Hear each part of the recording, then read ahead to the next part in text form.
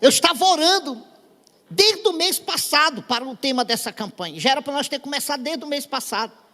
Mas aí não teve condição e nós deixamos para começar hoje. A chave do milagre. Olha a chavinha aqui, ó.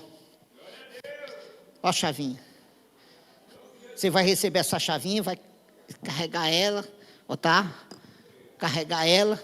No decorrer das 7 quarta-feiras você vai trazer, nós vamos ungir sua chave. E quem vai fazer o resto não sou eu. Quem vai fazer o resto é Ele.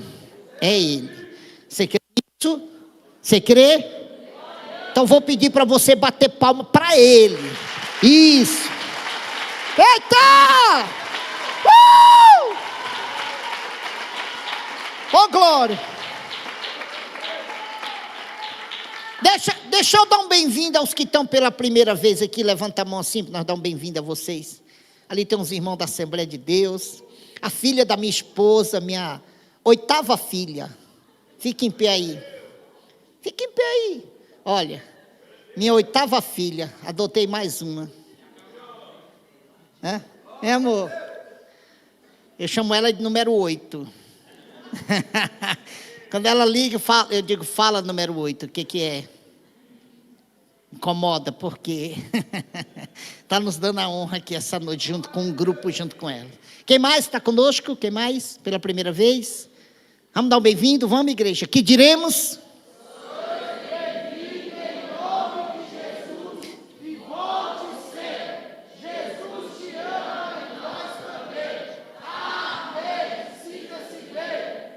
Fique à vontade, viu? Vamos abrir nossa Bíblia? Eu quero ir para uma mensagenzinha bem curta, bem curtinha, mas tão curta que você vai até se assustar.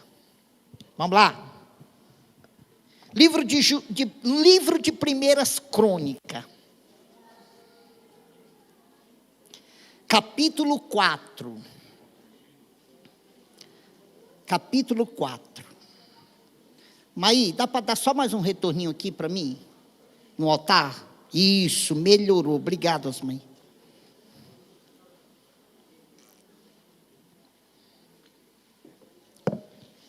Primeiras Crônicas. Vamos ficar de pé para nós ler? É só uma partezinha pequenininha. Isso. Está no Velho Testamento. Na minha Bíblia está na página 658, na minha Bíblia. Tá bom? Para você que está iniciando aí, ó. Se você, qualquer coisa, vai lá no índice, dá uma olhada qual é o número que está lá em Primeiras Crônicas, e aí você vai. A gente que está iniciando, a gente aprende assim, a gente olha lá no índice, vê qual é a página e descobre pelo número da página. Depois que você tem uma intimidade com a Bíblia, aí muda, não precisa mais ser no índice. A sua memória já sabe mais ou menos onde é que está aquele livro. Podemos? Podemos?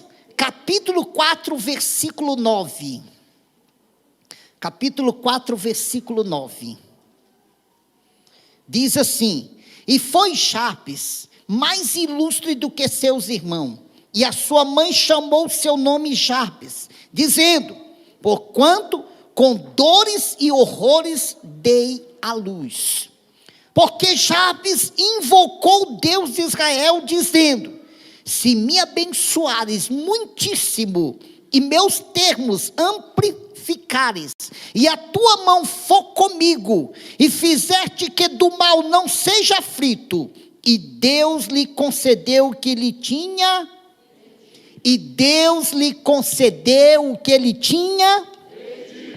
Senta. Senta. É para ele. É para ele.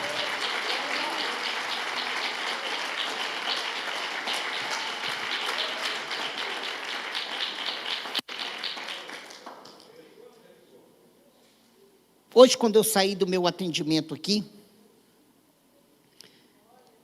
eu pedi uma palavra para Deus. E Senhor, é início da campanha. Eu quero uma palavra. E aí o Espírito Santo me levou nesse capítulo 4 de Primeiras Crônicas. E a minha visão foi lá no versículo 9. E quando eu li, eu procurei entender o que essa palavra estava tentando nos falar. E olha que coisa mais tremenda. esse homem chamado Jabes, no seu nascimento, ele trouxe grande sofrimento para sua mãe. Quem está me entendendo aí? Ele trouxe grande sofrimento para sua mãe no nascimento. Por isso, a sua mãe lhe concebeu esse nome Jabes.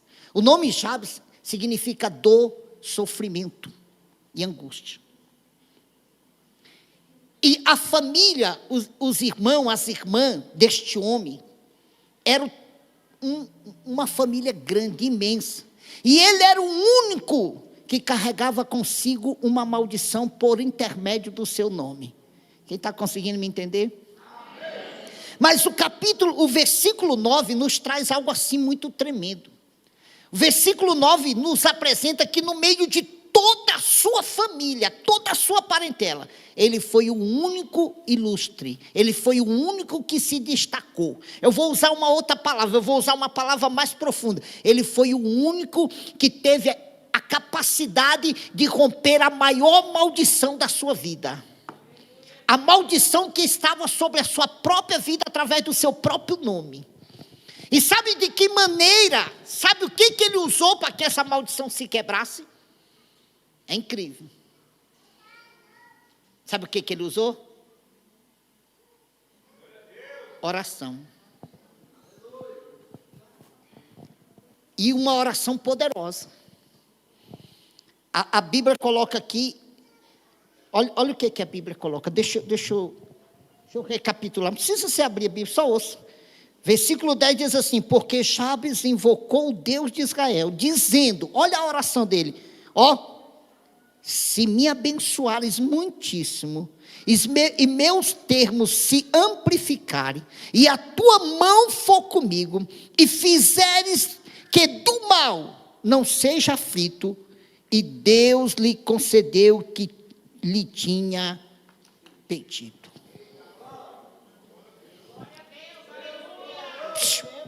Olha para cá. Sabe, nesses 32 anos que nós vamos fazer aqui, eu costumo falar isso em todos os cultos que eu prego. Segunda, quarta, às vezes no domingo. Daquela porta para cá, Deus tem uma exigência de cada ser humano que entra ali. Da porta para fora não há exigência, mas da porta para dentro, seja quem for o ser humano, seja quem for a pessoa, não importa a situação que ele esteja, não importa a maldição que estiver sobre ele, daquela porta para cá tem uma exigência de Deus com ele. E sabe qual é a exigência de Deus? Que ele creia. Não é minha. Essa exigência não é minha, do pastor Paulo Miranda. Essa exigência é do Deus em que ele veio buscar socorro. É do Deus em que ele veio buscar um amparo. É do Deus em que ele veio buscar algo que ele está necessitando. É do Deus em que ele veio à busca de algo grande da parte dele para com ele. E a exigência desse Deus para com essa pessoa que entra daquela porta para cá, é que aquilo que ele vai pedir, ou aquilo que ele está almejando, ou aquilo que ele veio buscar, que ele creia. Porque se ele crê, não há inferno, não há demônio, não há maldição que permaneça sobre a vida dele. Mas também se ele não crê, de nada vale. A estadia dele aqui, a noite dele aqui, vai ser uma noite tranquila, vai ser uma noite calma, vai ser uma noite até alegre, mas sem resultado. Quem está me entendendo? E esse homem, ele rompeu uma das piores maldições. Ele carregava consigo a maldição por intermédio do seu nome. E a forma dele romper, olha o versículo 9, deixa bem claro, dizendo, e foi Jabes o homem mais ilustre de entre toda a sua família. E aí o versículo 10 mostra, deixa bem claro a forma que ele usou para que aquela maldição se rompesse. E é uma coisa simples, eu tenho ensinado isso aqui na igreja. Eu tenho dito isso aqui, olha, não basta só vir. Os cristãos acham que ser cristão é comprar uma Bíblia e passar a frequentar a igreja e pronto. E não.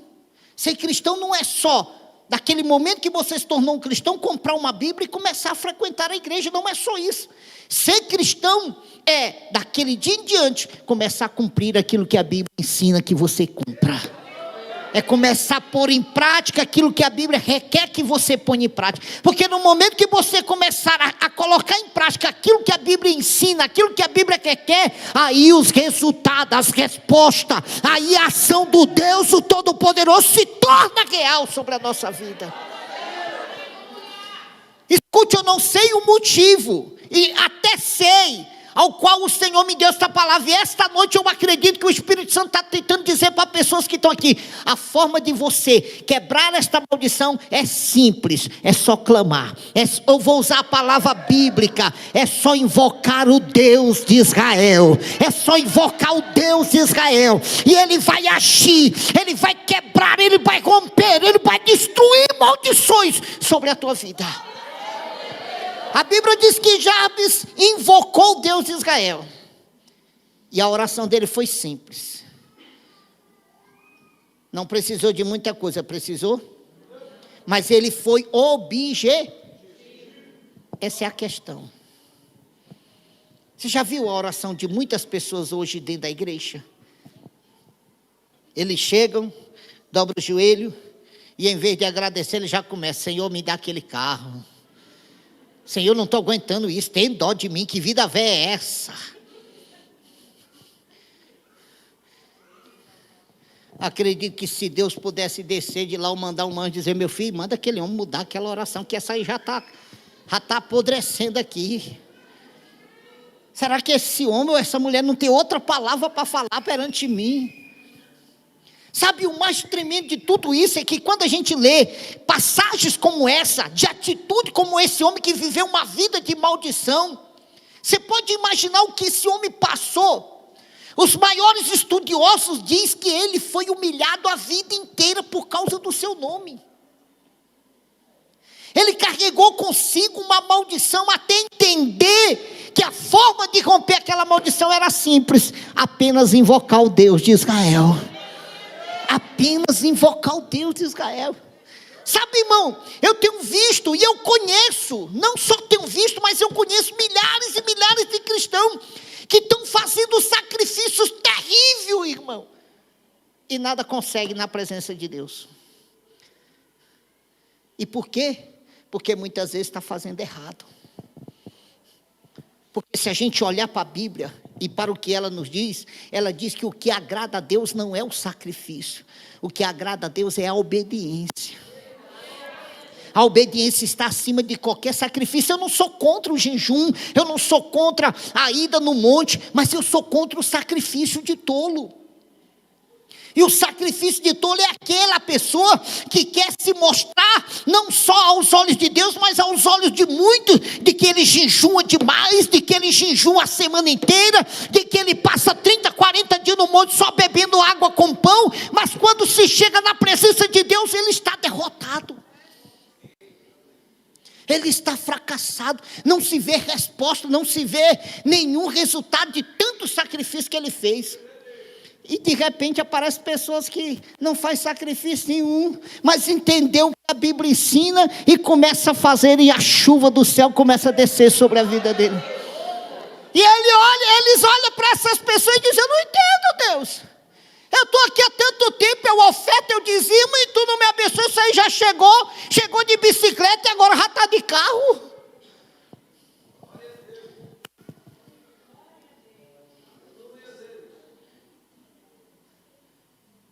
Jabes viveu uma vida de dor, de angústia, de sofrimento por causa do nome que sua mãe lhe deu. Eu vou usar a palavra diferente, por causa da maldição que a sua própria mãe o colocou.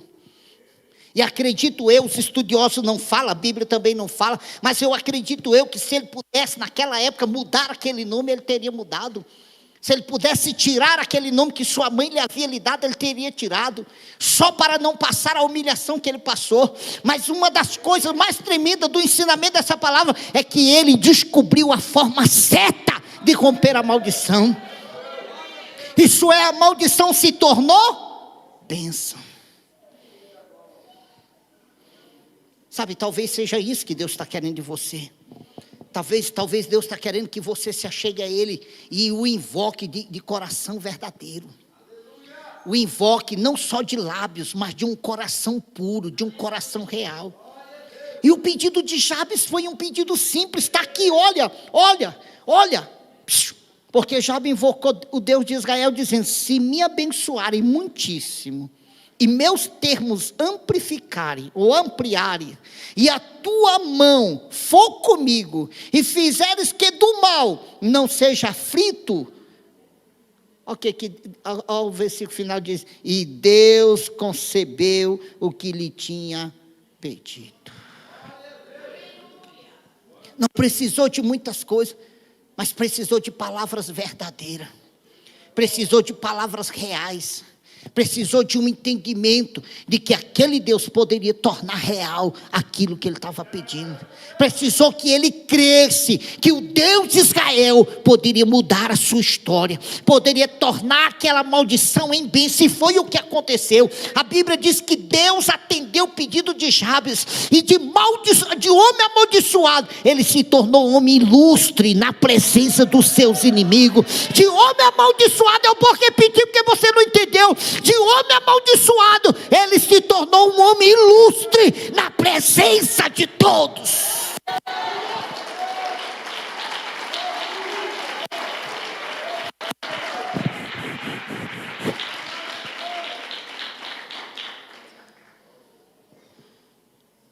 Quando eu li essa mensagem, a primeira coisa que veio na minha mente foi a minha vida. Quando eu saía na rua, o povo fechava as portas. Dizia: Paraibinha está solto, Paraibinha está na rua.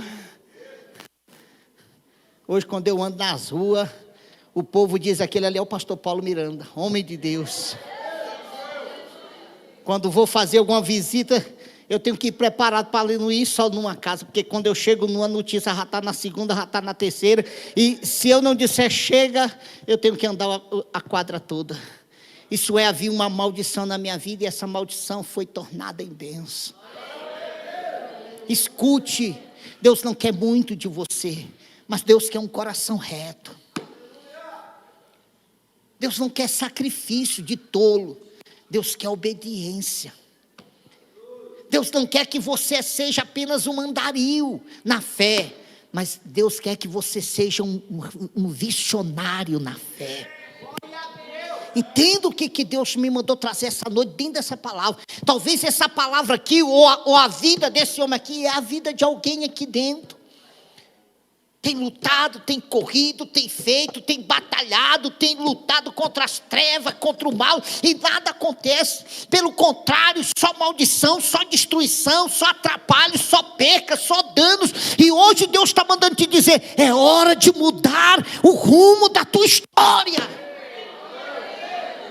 É hora de mudar o rumo da tua história. É hora de mudar o rumo da tua história. Segunda-feira aconteceu um fato aqui muito, muito profundo. Eu estava pregando e tem um irmão aqui na nossa igreja. Ele não está aqui hoje, graças a Deus. Não, graças a Deus, porque quando ele está aqui acontece coisa que assusta as pessoas que não estão preparadas. E estava todo mundo, essa igreja estava lotada. E estava todo mundo despreparado, tudo atento no que eu estava pregando. De repente ele: aleluia! E todo mundo... Ele deu uma aleluia tão forte que todo mundo se assustou. Eu tive que parar a pregação. Eu parei a pregação e falei: graças a Deus que não foi o arrebatamento. Porque se tivesse sido o toque da trombeta, meu Deus, essa igreja teria virado um reboliço. Se tivesse sido, pastor Renato, o toque da trombeta, nego ia sair correndo, gritando, desesperado: cadê meu filho, cadê minha filha, cadê meu marido, cadê minha esposa? Meu Deus, onde eles foram? E eu aproveitei, parei a pregação e falei: ó, tá vendo? Quem estava esperando o grito? Ninguém. A trombeta vai ser assim.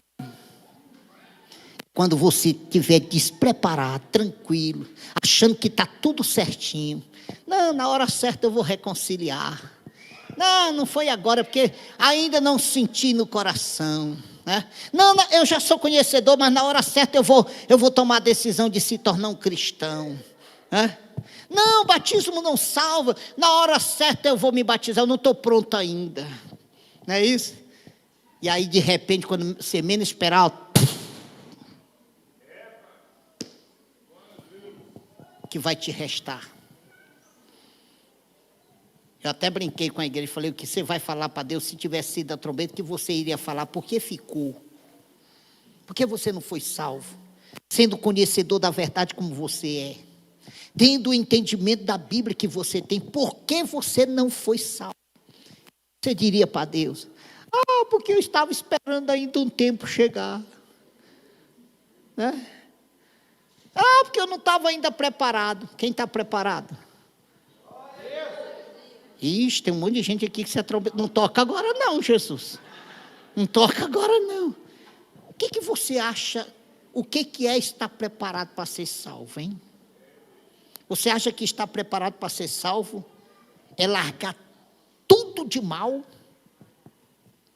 Se você acha isso, você está enganado. A única maneira de estar preparado para ser salvo, segundo a Bíblia, é que você creia na morte, na ressurreição e na promessa da segunda vinda de Jesus. Porque se você crê, você vai o confessá-lo. E se você o confessá-lo, o seu nome estará no livro da vida. E se seu nome estiver no livro da vida, você está preparado para subir para o céu. Pastor, peraí, meu nome está no livro da vida, mas eu ainda peco. Você nunca vai deixar de ser um pecador. Esse é o problema de muitas pessoas. Estão esperando deixar de ser pecador para tomar uma decisão de reconciliação, para tomar uma decisão de aceitação, de confissão. E você nunca vai conseguir isso. Porque enquanto você habitar esse corpo carnal aí, você vai ser um pecador. E pecado para Deus não é só adultério, não é só droga, não é só bebida, não é só cigarro, não é só prostituição. Quando você olha para uma pessoa e começa a julgar ele, você já está pecando. Quando você diz, eu comprei por 1.000 e apenas deu R$10, você está pecando. Você está pecando. Pecado para Deus é quando seu telefone toca e você pergunta, pois não? E a pessoa lá do outro lado diz, eu quero falar com José. E você conhece a voz, sabe que é aquela pessoa que você está devendo de José, não está não.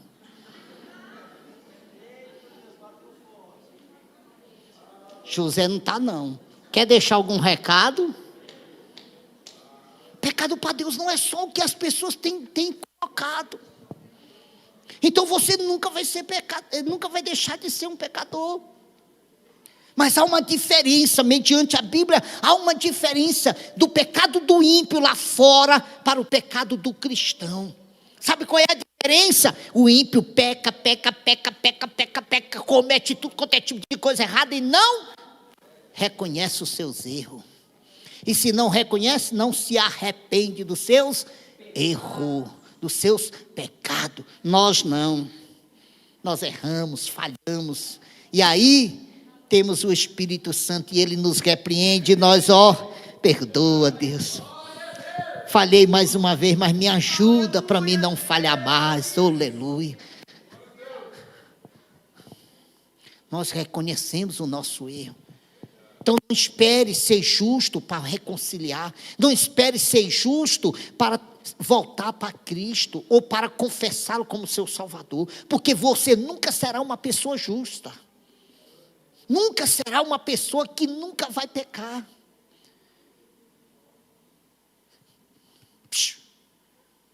Esse homem entendeu isso. Se a gente olhar para esse ensinamento, ele entendeu isso. Ele entendeu que ele viveu a vida inteira debaixo de uma maldição. Mas ele compreendeu que havia um Deus que podia fazer tudo, inclusive quebrar a maldição e torná-lo em bênção na vida dele. E peraí, pelo que eu posso entender, ainda que a Bíblia não diz aqui, ainda que na passagem não diz, nem no contexto, nem no texto à frente, ainda que a passagem não diz, mas pelo que eu posso entender, ele compreendeu que o Deus de Israel podia mudar a história dele. E pelo que eu posso entender ainda mais, a coisa que ele fez foi isso: tomar uma decisão de invocar o Deus de Israel. E ninguém invoca um Deus se não crê naquele. Vou repetir porque só uma pessoa entendeu. E ninguém invoca um Deus se não crê naquele Deus. E se ele o invocou é porque ele creu. Ele creu que aquele Deus podia quebrar aquela maldição. Ele creu que aquele Deus podia multiplicar a sua vida e o abençoá-lo tremendamente. Ele creu que aquele Deus não permitiria que o mal pudesse lhe apoderar ao ponto que lhe havia apoderado. Isso é, o mal cessou e Deus o honrou, abençoou, e ele se tornou um homem de excelência entre toda a sua família. E se você for lá para o capítulo 4, ler do versículo 1 ao versículo 10, você vai se assustar com o tamanho da família dele. Por isso eu fiz questão de pular os versículos do 1 ao 8. Porque era uma família imensa. E ele estava debaixo desta maldição. Mas ele entendeu que o Deus de Israel podia mudar a sua história. Quem está entendendo? Eu espero que você tenha entendido que o Deus de Israel pode mudar essa maldição. E não precisa de sacrifício de tolo, mas de um coração reto, de um coração cheio de fé, de um coração cheio de sinceridade. Amém? Ficamos em pé e louve ao nome do Senhor com as palmas.